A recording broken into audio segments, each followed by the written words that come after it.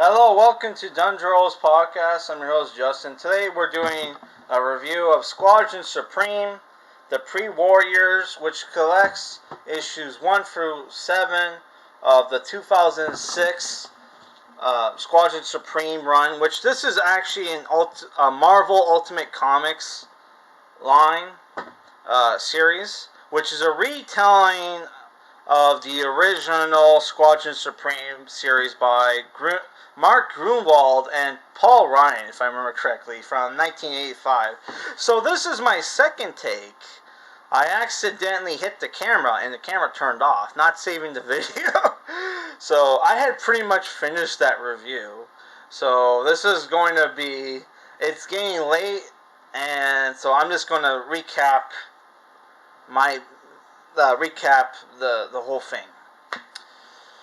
So basically, this is typical Marvel Ultimate Comics series. They gender swapped, race swapped some of the characters, changed the sexual orientation of some of the characters, and added modern politics to the series, right?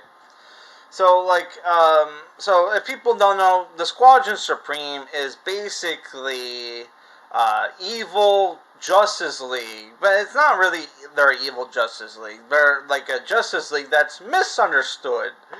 They're basically Squadron Supreme was basically what if the Justice League was, evil, right? But not really. They're like misunderstood, right? So here the series starts off, which by the way, issue 6 was drawn by a different artist. Oh my god, I combined writer and artist together. Juan Barranco, yeah. So here's some of the art. So like what happens in this series is that you have the U.S. government has found people with superpowers and want them to go around fighting foreign and domestic threats, right? So here you got that's Hyperion, who is like the Superman of the group. There's Dr. Spectrum, who is the Green Lantern, who is in love with this fish lady, who is a gender-swapped version of the Aquaman from the original series, which the Aquaman from the Squadron Supreme comic was one of the smarter characters of the book, because he saw the shit hitting the fan in the horizon, and he's like, I'm getting the fuck out of here. Which, oh my god. So yeah, they're in love. There you see Arcana Jones, which in typical JMS fashion, she's no longer a sorceress. She can manipulate quantum mechanics or whatever, quantum possibilities, right? And she's explaining this to Shape, who is the dumb, lovable character. And there you see the Emil Burbank, who is like the smartest man on the planet. Who I think he's supposed to be like the Doctor Doom character, because there was like a Doctor Doom character in Squadron Supreme, right? And I really like this character, but they treat him like shit, man.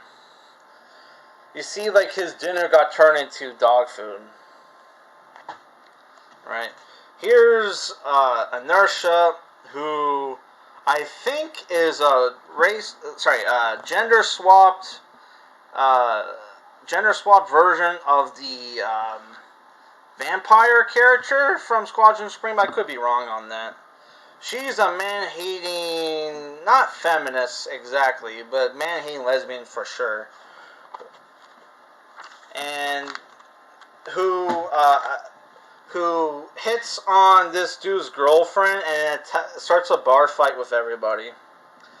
Oh, but one of the complaints I have of this book is a lot of white backgrounds and weird facial expressions.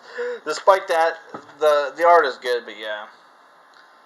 And by the way, JMS showing his pushing his atheism again.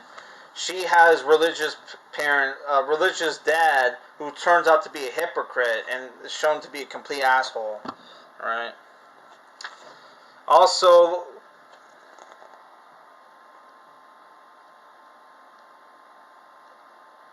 oh my god, I totally missed this.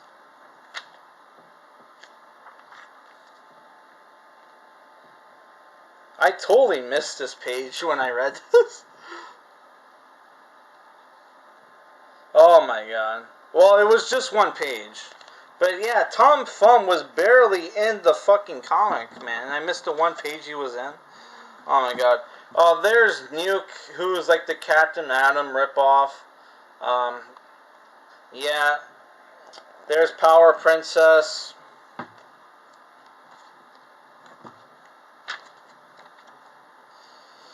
Okay, so yeah, they go to Uganda to take down this African warlord, and who's bulletproof and can mind control people, right? Which a lot of bloody fights and ultra violence, but the ultra violence is somewhat neutered a bit. But yeah, yeah. So like you got this great scene where they go after our boy Emil because they get attacked by the Aqua Man gender swapped. And Arcana Jones, who has superpowers, does nothing, has Emil do it, and Emil's like, dude, I don't have powers. So he has no choice but to poison her, and then they get up in his face about it. It's like, what did you expect a guy with no powers to do? She doesn't die, by the way. And yeah, it turns out, like, African superheroes show up, go on a rant about American imperialism, how the deep state, is the reason why Africa sucks, and it was the U.S. government that was, behind Umbuto, the Ugandan warlord, and that the African superheroes are going to go and take care of him, and they want the Squadron Supreme to fuck off. Which here you see the African superheroes attack Umbuto, who kind of looks like Patrice O'Neal here. I don't know if that's intentional. And they kill him pretty brutally, right? So then they got sent to Afghanistan or Iran, either way, to take out terrorists. You get more of Inertia's background, or like I said, they have her dad being a religious asshole who's a hypocrite. She gets sexually assaulted. Like I said, being shown to be a hypocrite and an asshole. And then the final arc is basically you get more of Nighthawk's background, who is African American. They race swapped him and really hates the man and the system, right? Which you got this cool scene where he attacks a pimp in his crack house, and like Rorschach style burns the crack house down and makes the dude crawl to get out, which was pretty cool actually. And the last two issues is Hyperion getting in a fight with Redstone, which that's Redstone there. And Redstone's being hired by the Chinese to take down Hyperion. Right? You got this cool fight with lots of civilian casualties. There's a very gruesome scene where Hyperion, they fight in a pool, and there's people in the pool, and Hyperion, like a retard, uses his heat vision and kills everybody in the pool. Wow.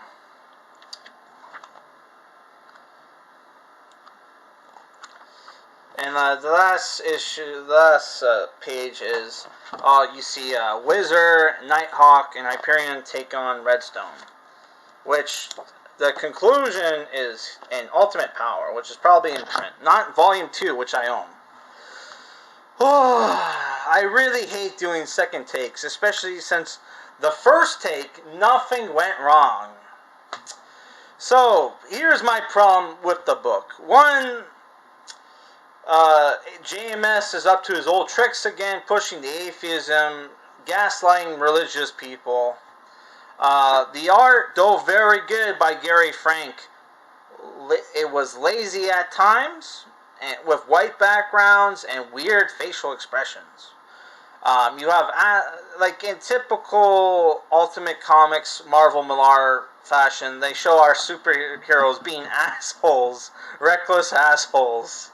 Oh my god, with some of them have redeeming features, but like, yeah, it's, and also blah pushing of modern politics, identity politics, so on, so on. But like, done very tastefully here, which makes sense considering what happens later on in the series, where like the alien fuckers, you know, they're setting up the alien fuckers are going to want to take over because humanity are assholes and they can't be trusted to run their own affairs. Which happened here, but like Power Princess wasn't an alien, you know. She was just from some, like, you know, Amazonian, like, you know, utopia, and she thought she knew better.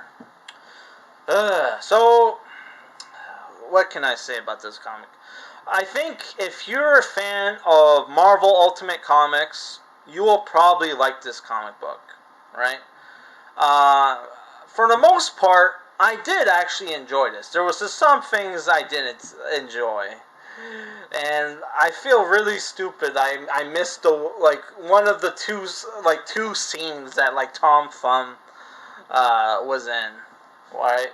Well, then again, I might have read it because I started reading this like yesterday, but then I'm also reading like the Vampire Masquerade book that I'm reviewing for the channel that I'm hopefully going to have done by either Wednesday or Thursday, right? So yeah, I might have read that single page. Sorry, I missed one single page in this 7-issue graphic novel. Please forgive me, but like, but yeah, I doubt it would have changed my rating, which it's a 6.5 out of 10. It's very good, but it has its problems. But if you're not a fan of asshole superheroes and the pushing of politics, which here it makes sense because they're pushing for this thing that's going to happen later on, since this is a retelling of this Squadron Supreme series. And there is like a spin-off with there's like a Nighthawk spin-off with Daniel Way, which I'm kind of tempted, even though Daniel Way is one of the worst writers ever, I'm kind of tempted to see what he would do with Nighthawk. I am tempted. So yeah, 6.5 out of 10, right? Yeah, check it out if you're a fan of like early Ultimate Comics, like the Ultimates, you know, Ultimate X-Men. Not exactly, I would not compare this to like, you know, Ultimate Spider-Man or Ultimate Fantastic Four, since that was more kid-friendly, which I kind of would like to know, how the fuck did the Fantastic Four in the Ultimate Universe age so fast? Because they started off as teenagers, and then in other books they're like middle age. So it's like, what the fuck happened? I don't know. Maybe they went through some time vortex or whatever. Yeah. So make sure to check out tomorrow's video where I show off my latest hero clicks and I announce something special that we're planning to do on the channel for June. Okay. So yeah, also I'm learning the game of HeroClix, and I'm going to have a demo game where we pit Giant Man against the the Suicide Squad, which my version of the Suicide Squad is just going to be... Fuck, Count Vertigo fell over. But, god damn it. Where'd Count Vertigo? There's Count Vertigo. There we go. Yeah, Sephiroth fell off. So yeah, we're going to pit... This is going to be our version of the Suicide Squad, which Count Vertigo, Amanda Waller, Deathstroke, the Darkness is going to help out, and Nightshade. Who Nightshade was in the Suicide Squad. Deathstroke was in the Suicide Squad later on, and we're just putting Darkness in to even out the teams, because we don't exactly have enough people for a 300 point match with supervillains, alright? But, like, you know, it's close enough. So we're going to pit Giant Man against the Suicide Squad in a demo game. Make sure to check that out. When that will be, I'm not exactly 100% sure, but it will be soon. Maybe this weekend.